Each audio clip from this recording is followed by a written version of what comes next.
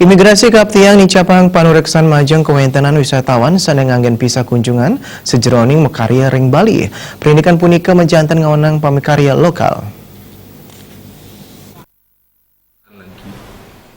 Ketua Komisi 4 DPR di Bali Nyoman Parda Mongsan saking gatra sane kebanggian indik akenyane pamikarya asing ring Bali sane akean mawit saking Tiongkok.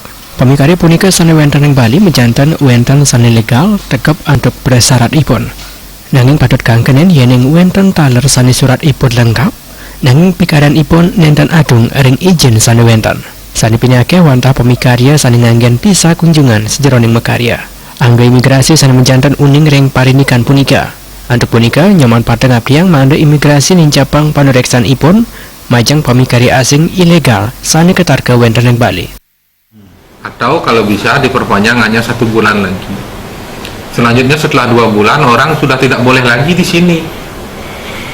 Nah, kalau orang sampai berlama-lama di sini, imigrasi kan tahu urusnya. Kenapa orang mau pakai visa kunjungan, tidak pulang ke negaranya dan bisa lama tinggal di negara ini, bisa lama tinggal di Bali. Pasti ada persoalan dia bekerja di Bali.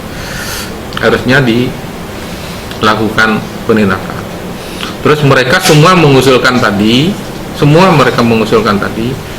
Tidak ada manfaatnya mereka menemukan orang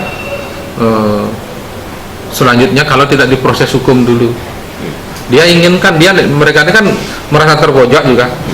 Mereka ingin agar ketika mereka menemukan tenaga asing, ketika mereka menemukan guide liar itu, mereka inginnya agar diproses hukum dulu di sini. Baru setelah itu dideportasi.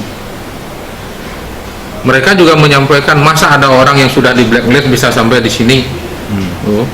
Jadi kan urusnya memang di imigrasi. Nyoman Parda ngawahin saking gatra sane kepolihang pamikarya asing punika akeh wenten ring makudang-kudang travel wiadin guide. Saputra